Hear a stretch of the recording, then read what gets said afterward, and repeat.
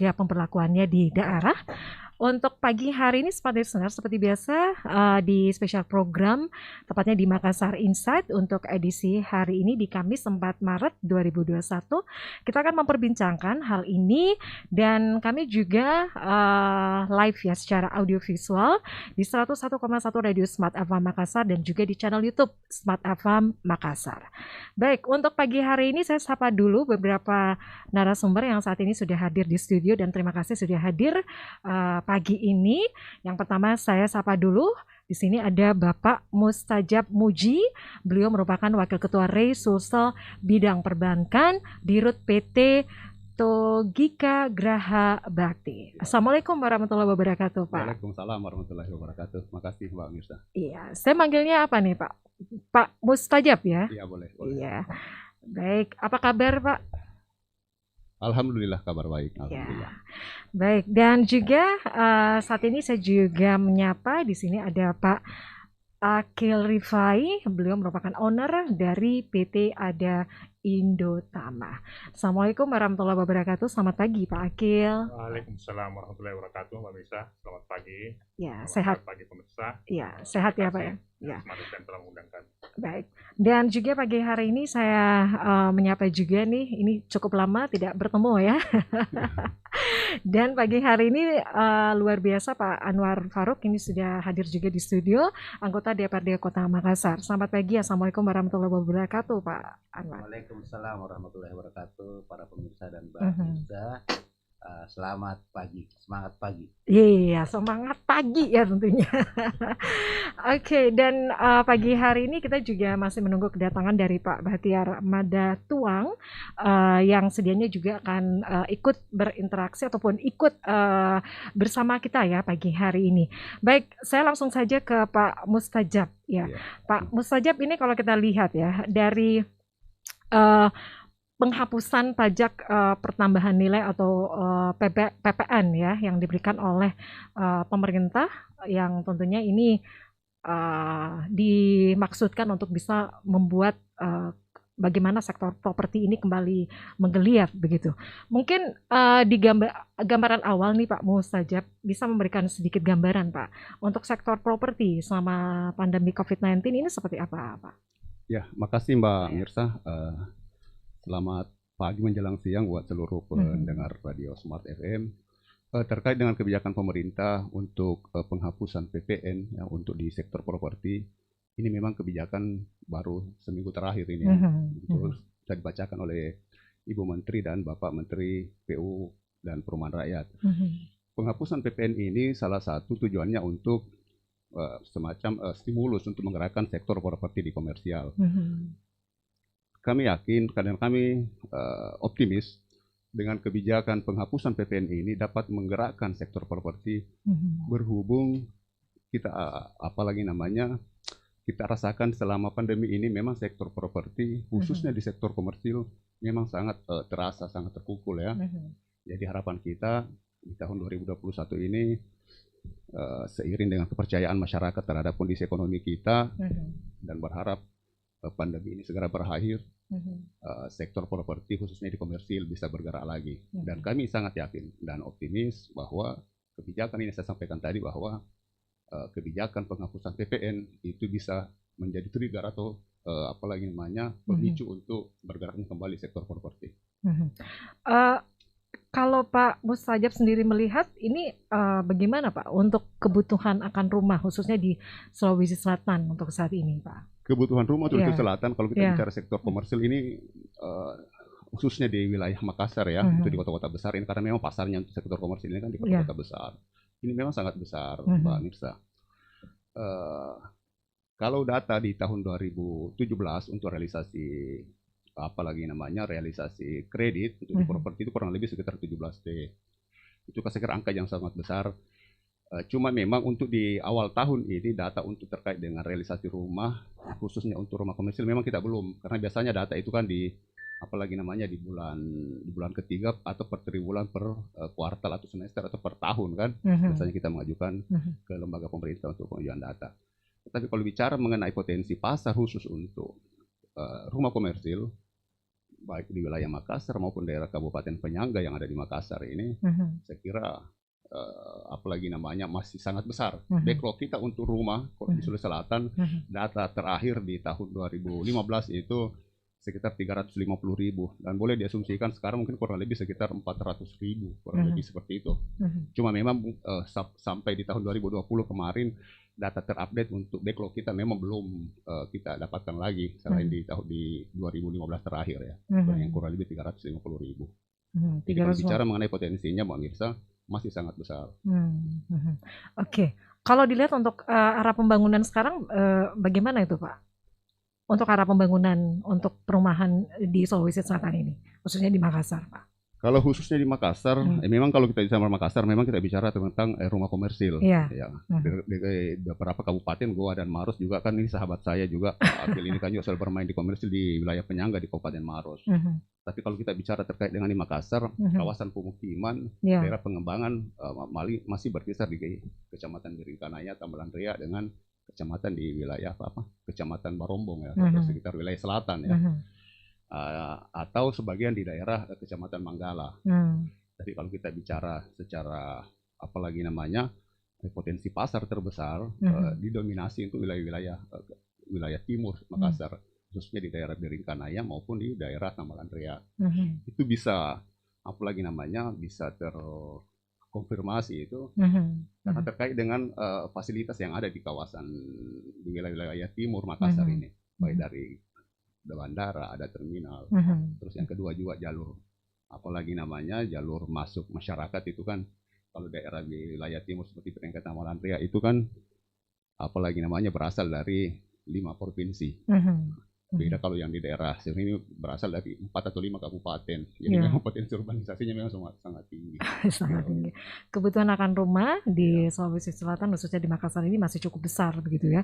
Peluang atau potensi untuk sektor properti ini masih sangat berkembang begitu di wilayah ini, Pak. Nah, ini terkait dengan kebijakan yang diambil oleh pemerintah ya untuk PPN yang ditanggung oleh pemerintah.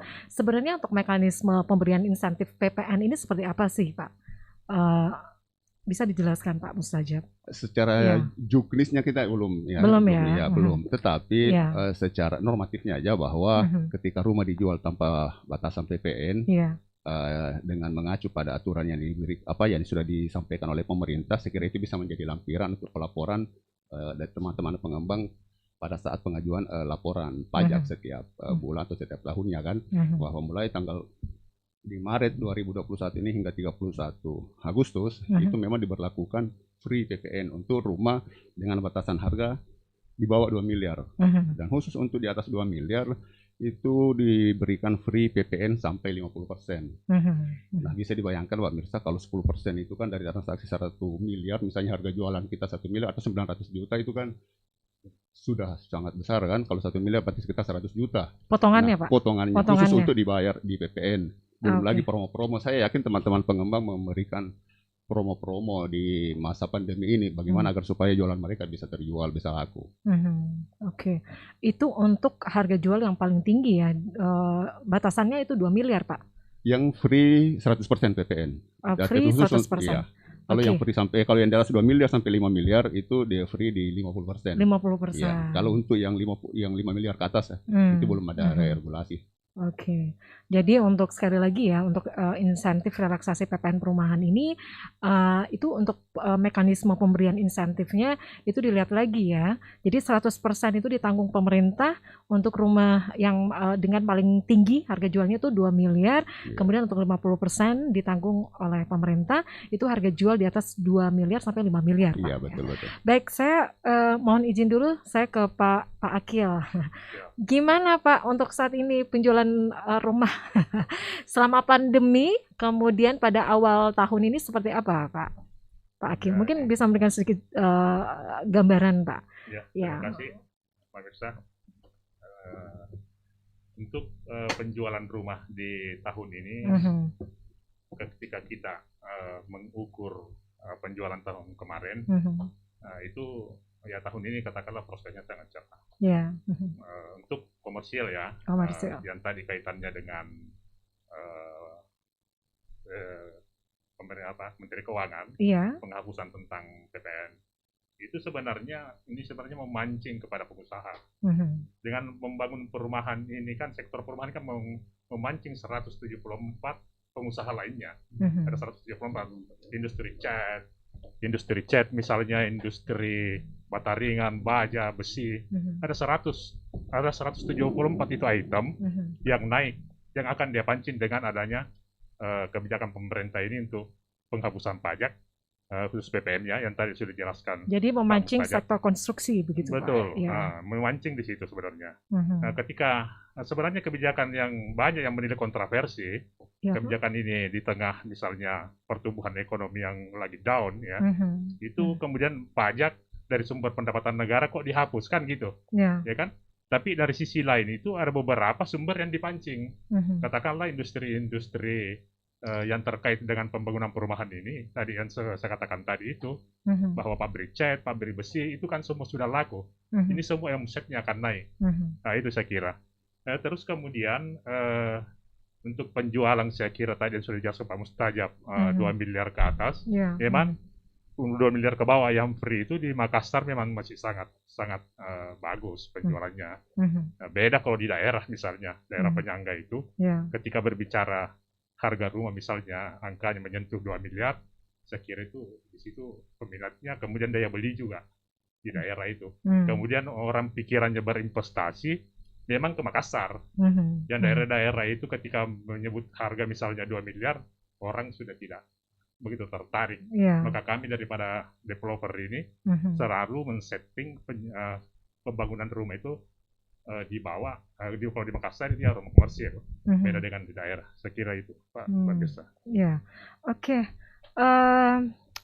Ini ya Pak ya, untuk penggratisan ya selama 6 bulan ya, yang memang diperuntukkan untuk rumah komersil, seperti yang diinformasikan oleh Pak Akil tadi ya. Memang ini kembali memancing ya, kembali menggairahkan sektor konstruksi begitu. Pak, sebenarnya pada saat menentukan harga jual suatu rumah itu apa-apa sih biaya-biaya yang memang harus dipertimbangkan juga Pak, untuk menentukan harga jual suatu rumah begitu Pak? Jadi untuk menentukan itu kan ada aspek teknis dan non teknisnya. Teknis itu ya kira-kira sangat dipengaruhi harga dasar tanah, biaya land clearing misalnya, kemudian spesifikasi bangunan, berapa total habis biaya yang diperlukan untuk jadinya suatu rumah itu. Yang non teknis ya perizinan, IMB dan lain-lain. Nah, ini juga biasanya besar juga ini. Terkadang juga di daerah-daerah biasanya saya lihat beragam, tidak seragam itu. Di Makassar kebijakannya lain. Misalnya di daerah penyangga itu seperti katakan Pak Anu tadi, Maros apa dan lain-lain sampai ke bawah itu, pare-pare apa itu lain. Kebijakannya juga berbeda-beda Pak? Biasa tidak seragam juga. Ini saya tidak paham juga kenapa bisa beda-beda padahal itu ya. Nah, tapi itu tadi yang salah satu itu menentukan harga, itu dihitung dari harga pokok produksi tadi ya, termasuk PPN PPH di dalamnya, PPHTB. Nah, itu tadi yang menentukan itu. Jadi untuk harga pokok rumah itu include ya dengan PPN ya? Include semua, kita hitung di situ semua.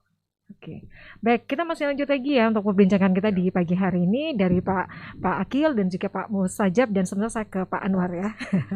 Baik, kita break dulu ya untuk sesaat, dan smart listener Anda juga nih yang ingin bergabung ya bersama kami pagi hari ini, mungkin pendapat Anda juga bisa berkomentar ya pagi hari ini dengan tema kita untuk pagi hari ini, geliat rumah komersial pasca pandemi ya. Bagaimana masukan Anda, silakan ya. Apakah Anda juga berencana untuk membeli rumah ya di awal tahun ini, tentunya dengan adanya potongan ya yang diberikan oleh pemerintah itu berlaku ya selama 6 bulan ya. Baik, saya lanjut lagi ya. Saya mungkin langsung saja ke Pak Anwar Farouk dulu nih. Oke, sebentar ya Pak Batiar ya. Oke, Pak Anwar Farouk, dengan adanya kebijakan dari pemerintah ya, dengan penggratisan PPN ini. Nah, menurut Anda seperti apa nih Pak Anwar? Terima kasih Mbak Mirza.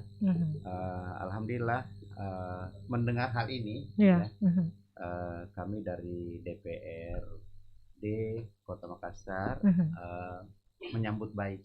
Mhm. Artinya apa? Dari apa yang Pak tadi dijelaskan, bahwa ini menstimulus 174 pengusaha-pengusaha lain yang ada di lingkaran yang bekerja di perumahan itu. Nah, itu yang pertama. Sehingga apa yang dilakukan oleh pemerintah ya, melalui Menteri Perekonomian dan juga Menteri Keuangan, ini kebijakan ini sangat bagus ya untuk diberlakukan kepada masyarakat. Kenapa? Karena ini meringankan beban masyarakat. Ini yang kita lihat bahwa di masa pandemi ini, di mana perekonomian lesu, ya, kemudian ada stimulus yang diberikan oleh pemerintah. Nah, ini merupakan bantuan yang sangat bagus, baik kepada pelaku sektor properti maupun kepada masyarakat secara luas. Seperti itu. Harapannya seperti itu ya, Pak Anwar. Kalau begitu saya izin lagi ke Pak Batiar. Pak Batiar, baik.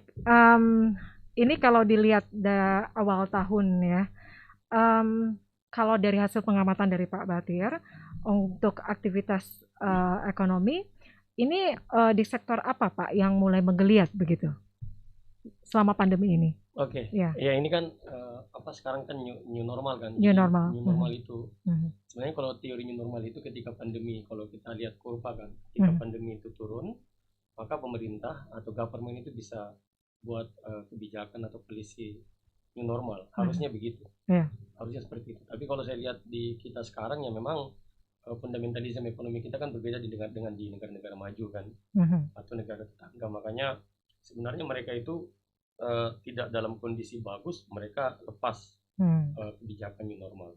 Tapi karena mereka base ekonominya bagus. Kalau kita di Indonesia, kurva sebenarnya belum menandakan posisi stabil Kalau dalam kurva pandemi itu kan ketika dia kurvanya belum melandai, kita berani dengan new normal, dan itu kita lakukan sebenarnya untuk bagaimana menyelamatkan ekonomi, karena kan semuanya sektor hancur. Nah, makanya kan pemerintah keluarkan kebijakan high immunity kan. Jadi siapa yang kuat imunnya dia yang bertahan, yang tidak tewas kan begitu itu kalau bahasa ekstrimnya. Tapi nggak apa-apa. Jadi sekarang kan kita udah masuk di era sekarang, era new normal, di mana pemutusan pandemi ini juga berjalan dari aspek kesehatan, ekonomi juga kita berjalan.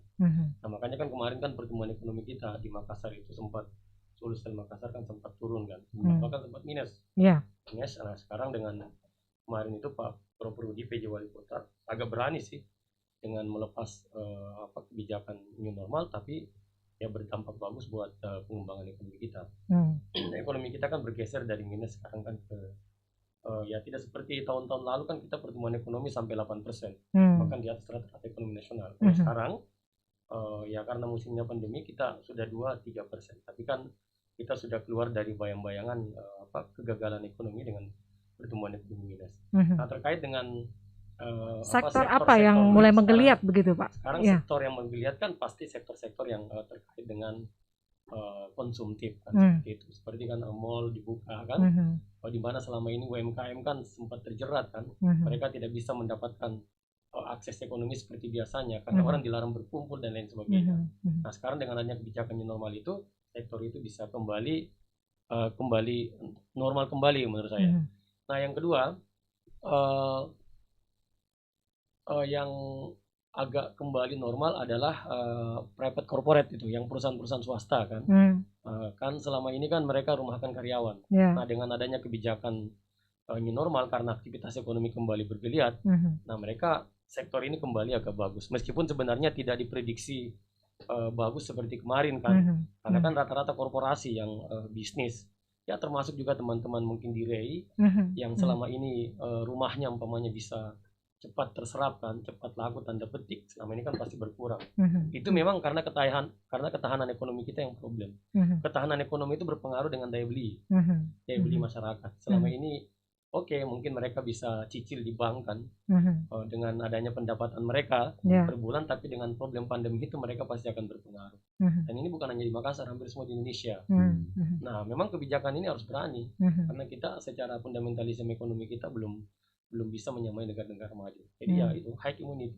Nah, tapi kan udah terasa. Nah, yang berikutnya adalah tentang kebijakan pemerintah tadi Pak. tentang PPN gitu kan. Nah, ini sebenarnya bagus sekali. Makanya dalam kondisi seperti ini, salah satunya untuk melakukan recovery ekonomi secara cepat adalah adanya stimulus negara. Negara seperti penghapusan PPN. Nah, kemarin kan juga ada bukan lagi ya diskon ya PPN untuk mobil itu Pak. Itu kan dikeluarkan oleh untuk kendaraan ya? Ya, untuk kendaraan di Kementerian Keuangan. Kalau saya sebenarnya harus di semua sektor, Pak. Semua sektor. Apalagi saya lihat OJK udah bisa 0% DP. Hanya kan saya nggak terlalu update kalau di REI ini kan. Kalau REI sebenarnya kalau saya begini, ini pemerintah sebenarnya sektor-sektor yang menurut sektor-sektor ekonomi yang sangat strategis bisa membangun ekonomi kita, maka di situ harus ada stimulus. Harus ada stimulus. Karena kalau enggak, rakyat pasti tidak bisa mengakses apa yang dia butuhkan. Khususnya di sektor-sektor properti kan. Hari ini kita diskusinya tentang bagaimana sektor properti kan, khusus rumah komersil di pasca pandemi. Nah, kalau saya memang harus ada dukungan pemerintah, khususnya karena kan hampir 80% kan orang kan ngambil di bank kan. Di bank. Nah, harusnya ada sebenarnya semacam kebijakan atau polisi, apakah itu dalam bentuk tingkat suku bunga dan lain sebagainya, supaya masyarakat bisa mengakses. Jadi banknya juga untung, masyarakat untung, karena mereka bisa mendapatkan apa yang diinginkan, khususnya properti, pengusahanya juga untung. Harus begitu. Karena selama ini ya semua harus begitu. untung. Karena kan ekonomi harus begitu. Karena selama ini kan dugaan kita kan bank yang banyak untung besar kan. Gitu. Oke lah karena dia bisnis, tapi di era pandemi ini nggak bisa begitu. Karena ini sangat berbahaya.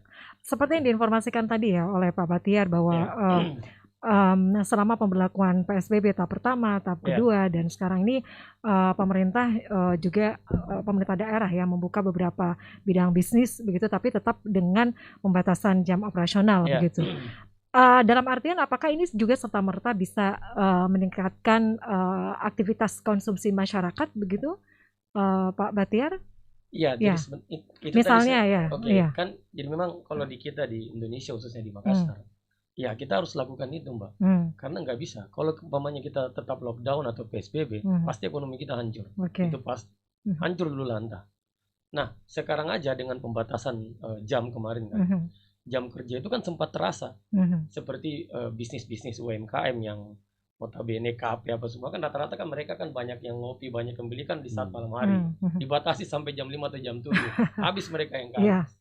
Nah ini kan sempat viral kemarin kan di medsos. Jadi memang ya pandemi ini kan sesuatu yang luar biasa meluluhlantahkan ekonomi kita. Apalagi kan kita ini kan ekonomi kita kan ekonomi kita ini kan diharap yang paling banyak berkontribusi itu konsumtif. Nah, konsumtif kan yang paling banyak berkontribusi. Dalam artian di awal tahun ini itu sudah mulai terlihat ada awal tahun kemajuan. Ini bagus karena pemerintahnya berani. Kita new normal. New normal itu ya artinya ya itu konsepnya kan high imun. Yang penting rakyat protokol Covid-nya bagus, insya Allah mereka tidak kepercayaan masyarakat untuk melakukan aktivitas konsumsi dan juga ini akan semakin tinggi gitu ya. Nah, di saat begini selain kebijakan PSBB itu, dengan new normal itu pemerintah kasih stimulus, seperti umpamanya tadi di OJK kan, khususnya di bidang perbankan itu, harusnya masyarakat dimudahkan untuk mengakses kalau mereka ingin beli rumah, khususnya rumah-rumah komersil, banyak kan sebenarnya. Itu banyak kemudahan yang bisa diberikan begitu ya. Baik, saya minta. Tapi harus sustainable Mbak, nggak bisa 1-2 bulan, harus berkelanjutan terus. Berkelanjutan ya sama pandemi ini ya. Baik, saya ingin bagaimana tanggapan dari Pak Mustajab? Saya kira sepakat dengan apa yang disampaikan oleh Pak Anwar ya. Dengan Pak Bahtiar. Dengan Pak Bahtiar, Pak Bahtiar. Terkait dengan diskusi kita hari ini tentang rumah komersil, Mbak, khususnya kebijakan penghapusan PPN ya, jadi penghapusan namanya karena memang sama sekali dihilangkan ya, Maret sampai di 31 Agustus, jadi sekitar 6 bulan. Kita tidak tahu apakah kebijakan ini nanti akan di seperti harapan beliau tadi, berkelanjutan. Nah kita tidak tahu sampai kapan. Cuma kan ini kan juga kita harus realistis bahwa PPN ini kan sumber pendapatan negara. Harapan kita mungkin bisa memberikan gambaran juga Pak untuk pemberian ataupun untuk PPN ya, untuk para pengusaha itu seperti apa sih ketentuannya sebenarnya Pak? Ya, PPN ini kan diberikan kepada pengusaha atau sektor usaha yang tergolong kelompok masuk kategori PKP, ya, pengusaha kena pajak. Jadi tidak serta-merta setiap orang yang melakukan transaksi penjualan rumah komersil khususnya perorangan itu dipungut PPN, tidak. Jadi ini hanya berlaku kepada pengusaha kena pajak. Pengusaha kena pajak diberikan tanggung jawab oleh negara, diberikan kewajiban untuk memungut kepada konsumen PPN sebesar 10%. Itu setelah melalui tahapan kategori. Jadi penilaian pengusaha yang masuk ke PKP itu yang memiliki omset tertentu. Per hari ini apalagi namanya omset yang ditetapkan oleh pemerintah, yaitu bahwa pengusaha yang memiliki omset 4,8 miliar ke atas itu ditetapkan sebagai, sudah bisa ditetapkan sebagai PKP. Jadi ketika omset penjualan rumahnya misalnya sudah mencapai 5 miliar dalam setahun ya, maka di tahun 2020, maka di tahun 2021 sudah bisa diajukan sebagai atau mengajukan diri sebagai PKP, dan itu sudah memiliki kewajiban untuk memungut PPN pada setiap transaksinya. Oke, Pak Mustajab, kalau dilihat dari pemerintah memberikan insentif ya dalam penggratisan PPN ini, peluang atau potensi menggeliatnya harga rumah komersil seperti apa yang Bapak lihat?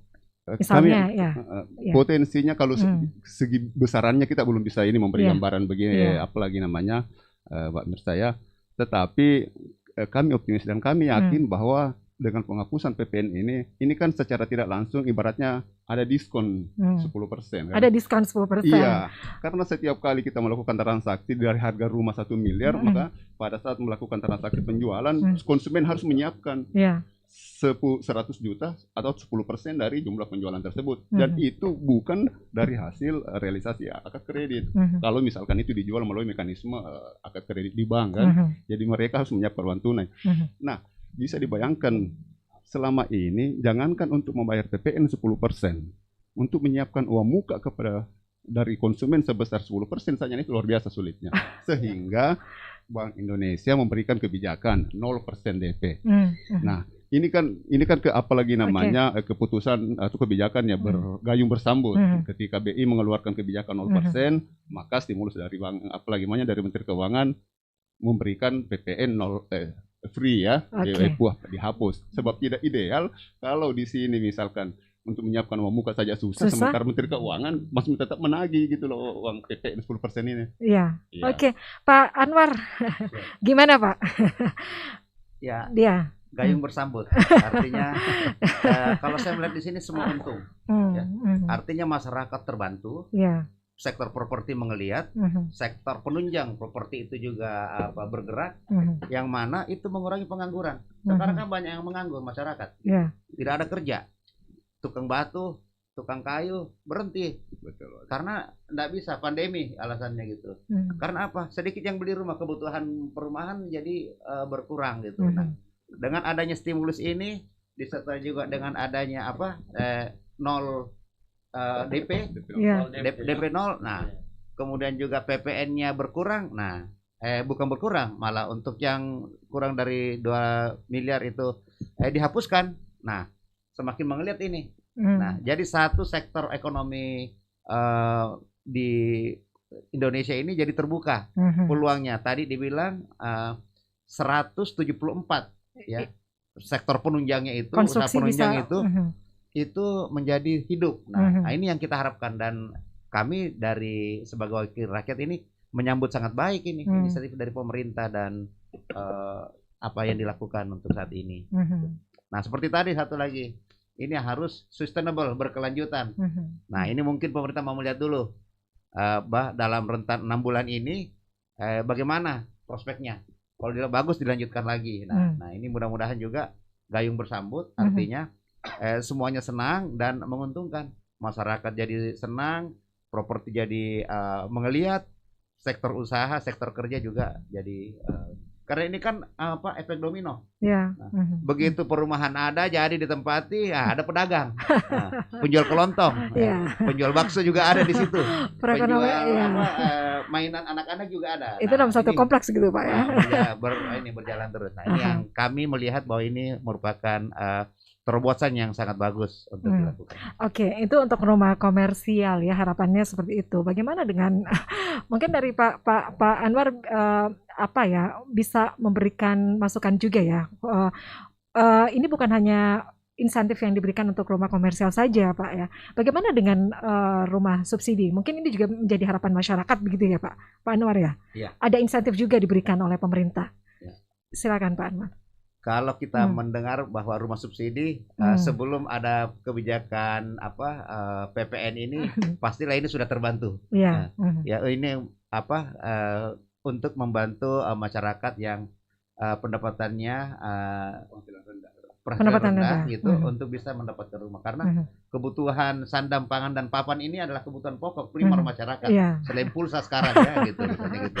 Nah, ini adalah kebutuhan pokok masyarakat. Nah, saya bilang tadi di mana ada janur kuning, di situ pangsa pasar itu urusan gitu. Nah, jadi dengan adanya kemurahan yang dilakukan oleh pemerintah melalui rumah subsidi ini sangat bagus. Walaupun ya masih ada juga yang menyalahgunakan nih rumah subsidi ya. Misalnya seperti apa Pak? Ya, misalnya ada orang yang mau beli rumah cuma bukan dia sebenarnya yang ambil itu rumah gitu. Orang lain yang kasih modal. Nanti dipergunakan lagi ya, mau disewakan lagi. Juga, ya. Kerjaannya pemerintah juga untuk menyaring di siapa yang benar-benar butuh, siapa yang memainkannya. Nah, tapi itu lain hal. Cuma kebijakan ini dengan adanya subsidi rumah, kemudian juga PPN-nya bebas, ini juga akan mungkin ada mekanismenya juga bagaimana rumah subsidi juga mendapatkan keringanan. Nah, orang menengah ke atas saja diberikan keringanan untuk mendapatkan, bagaimana dengan orang yang harus mendapatkan subsidi. Nah, ini mesti lebih ada subsidi lagi. Karena bukan hanya perumahan Bu yang harus disubsidi gitu, Mbak Mirsa gitu. Sektor-sektor lainnya juga. Makanya ada Dinsos ya yang memberikan bantuan-bantuan kepada masyarakat yang golongan ekonomi lemah gitu urusannya. Nah, seperti itu.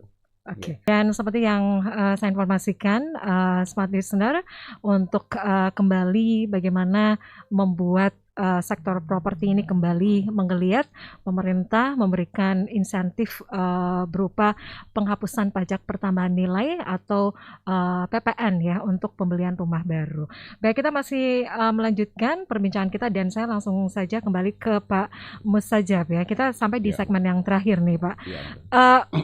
Tadi kita sudah ngobrol banyak ya tentang insentif yang diberikan oleh pemerintah, kebijakan untuk penghapusan pajak pertambahan nilai atau PPN ini. Apakah memang ini berlaku untuk rumah baru saja atau bagaimana itu Pak? Ya, ini berlaku untuk kepada pengusaha. Ini bukan persoalan baru atau bekasnya kan, tetapi ini berlaku kepada pengusaha yang masuk kategori pengusaha kena pajak. Oke, PKP. Ya. Oke, baik. Kemudian seperti yang diinformasikan tadi ya, bahwa memang untuk penghapusan pajak pertambahan nilai ini kan durasi waktu yang diberikan itu selama 6 bulan ya Pak ya? Iya betul. Itu berlaku sampai mulai dari Maret hingga Agustus 2021. Iya.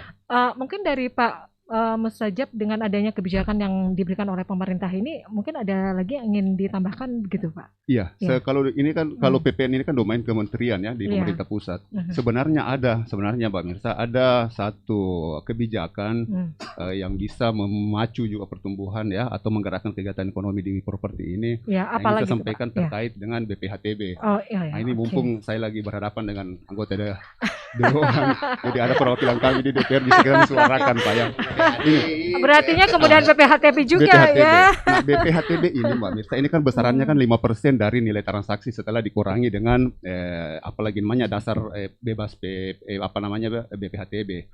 Yang nilainya sekitar 60 juta. Yang ini saya sampaikan di sini, ini dasar pemotongan 60 juta ini sudah berlaku sebelum saya jadi pengembang. Ini sudah terlalu lama ya.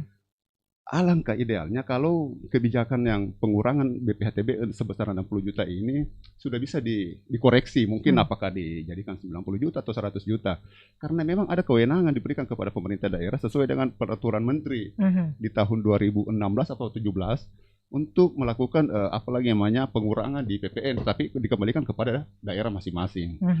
BPHTB tetapi dikembalikan ke daerah masing-masing. Itu besarannya diberikan sampai ke daerah. Karena ini bersamaan dengan penurunan PPh dari 5% ke 2,5% ya untuk komersil. Sementara untuk rumah subsidi hanya dipungut 1%. Jadi di kesempatan ini saya berharap kebijakan untuk mengkoreksi nilai BPHTB, dasar pengurangannya mulai dari 60 juta Nah, itu bisa dikoreksi termasuk dengan jumlah persentasenya. Persentase BPHTB itu kan 5%. Saya kira kalau kita menggerakkannya sama-sama karena ini khususnya untuk di Makassar, dihapus sebagian dari jumlah 5% ini. Apakah dalam kurun waktu sama dengan ditetap oleh pemerintah? Saya kira ini bisa menggerakkan sektor properti dan ini partisipasi dari apalagi namanya pemerintah daerah. Ya, gimana nih masukannya Pak Anwar? Namanya usulan ini. Iya Pak, ini bisa diperjuangkan juga kan? Dan harapan. Ya. Dari apa yang disampaikan tadi Pak Mustajab ya, mudah-mudahan nanti secara internal nanti kita bisa bicarakan kembali. Nah mungkin juga ada permintaan mungkin dari pengembang atau siapa juga yang memasukkannya langsung ke DPRD sehingga bisa kita menjadikan bahan untuk kita bahas. Baik, makasih. Karena kita sama-sama ini mau menggerakkan ekonomi dan membantu masyarakat. Iya. Oke. Masukan dari Pak Anwar, kita sampai di segmen yang terakhir mengenai insentif PPN. Yang dikeluarkan untuk rumah komersial, Pak. Baik. Ada yang ingin ditambahkan, Pak? Iya. Jadi ada 3 hal yang saya mau sampaikan secara singkat. Pertama, apresiasi kepada pemerintah yang telah mengambil langkah-langkah ini. Ini memberikan keringanan bagi masyarakat. Yang kedua, yang saya sampaikan bahwa kepada masyarakat yang memang sudah mempunyai rencana untuk membeli rumah, dengan adanya diskusi ini mungkin lebih tercerahkan sehingga mulai dia kumpulkan uangnya dan periode 6 bulan ini dimanfaatkan semaksimal mungkin. Jangan simpang uangnya di bawah bantal atau di bank. Segera belikan properti sehingga bukan saja dia yang akan punya rumah tetapi juga membantu masyarakat. Kan sunnahnya juga uang itu tidak disimpan gitu, tapi diputar. Itu urusannya gitu. Nah, itu dah. Dengan membeli rumah ini atau mencicil rumah ini perekonomiannya menjadi bergulir. Nah, yang ketiga bahwa terima kasih atas adanya diskusi ini sehingga kita bisa share kepada masyarakat secara luas. Luar biasa mengumpulkan 3 orang luar biasa ini untuk kita bisa hadir bersama dan membahas masalah ini adalah hal yang luar biasa. Terima kasih banyak. Iya, baik.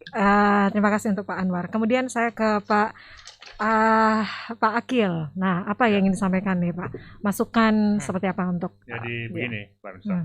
Sektor properti ini kan tidak hanya membahas persoalan rumah komersial saja, ada juga rumah bersubsidi. Kaitannya tadi kalau berumah subsidi itu kaitannya tadi dengan kebijakan Menteri Keuangan soal penghapusan pajak. Sebenarnya di rumah bersubsidi sudah dilakukan, ya PPH dia 1%, PPN 0%, BPHTB tadi sesuai dengan ini pengurangannya 60 juta. Nah itu. Kemudian kesan masyarakat sebenarnya soal rumah subsidi ini adalah rumah kualitas rendah seperti bisik-bisik tadi Pak Batiar. Bisik-bisik tetangga. Kalau yang sekarang ini sudah tidak, karena semua sudah berbasis aplikasi. Jadi ada standarnya Pak ya? Sudah ada standarnya dan dikontrol oleh Kementerian Perumahan. PUPR tahun Pak ya? 2018 kalau tidak salah itu Pak Ustaz ya. Itu ada namanya SIRENG, Sistem Registrasi Pengembang. Itu terdaftar di PUPR. Di sini pengembangnya dikontrol. Kemudian setelah itu dari PDPPP ini saya catat ada namanya SIKASEP. Ya, SIKASEP ini untuk user ya. Bagaimana dia bisa mengupdate, membeli rumah dari pengembang siapa, ya kan, dan seterusnya.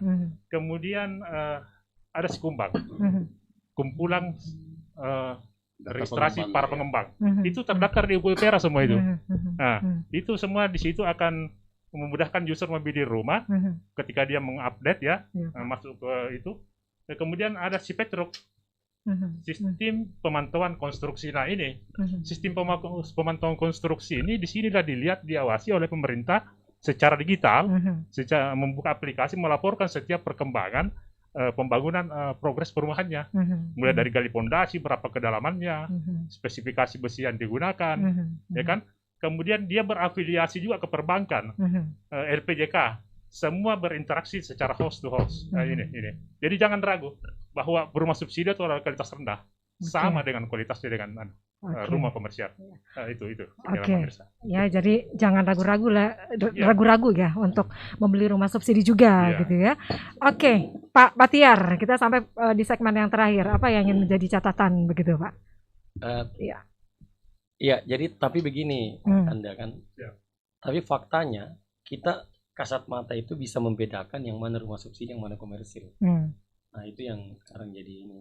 Maksudnya kalau saya biar tidak diberitahu ini rumah subsidi atau komersil, saya langsung bilang, oh ini subsidi ini. Karena itu tadi. Ternyata seperti yang maksud saya kualitas rumahnya itu. Maksudnya mungkin dari diskusi ini nanti bisa rekomendasi teman-teman REI, mungkin bisa ini. Karena kan kalau seperti itu kan berarti kita menciptakan ini skat gitu kan, skat sosial kan gitu. Meskipun sebenarnya faktanya mereka disubsidi kan oleh negara. Yang kedua terkait dengan kebijakan pemerintah seperti untuk terkait PPN kan di sektor properti. Inilah tadi yang waktu pertama saya singgung adalah bagaimana pemerintah sebenarnya mau mendorong pembangunan ekonomi di sektor-sektor yang produktif seperti sektor-sektor properti. Ya, jadi buatlah stimulus kan, buatlah polisi, buatlah kebijakan ekonomi. Salah satunya itu membebaskan tadi.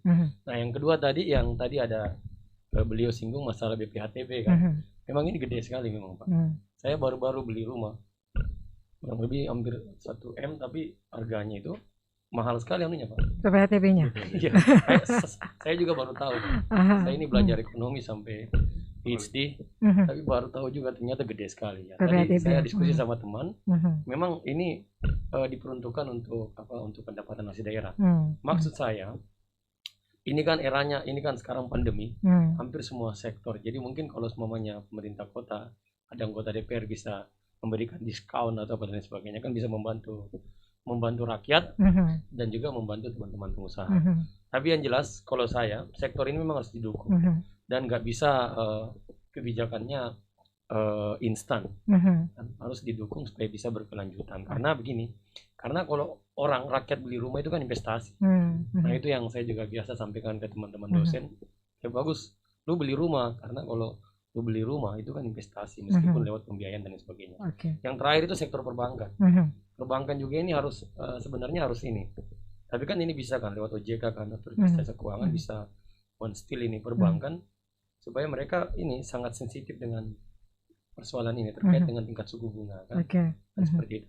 Itu mungkin yang pandangan saya dalam rangka untuk membangun ekonomi kita di tengah situasi yang sangat tidak biasa ini. Kira demikian. Ya, mudah-mudahan dengan adanya insentif ini bisa memicu pertumbuhan ekonomi di sektor properti ini, begitu ya. Baik, sekali lagi terima kasih semua narasumber yang sudah hadir di studio pagi hari ini. Terima kasih untuk Pak Mustajab Muji, kemudian Pak Akil Rifai, terima kasih. Kemudian Pak Anwar Faruk, terima kasih Pak. Kemudian yang terakhir Pak Bahtiar, terima kasih. Baik, untuk rekaman perbincangan ini Anda bisa langsung aja di channel YouTube Smart FM Makassar, ya.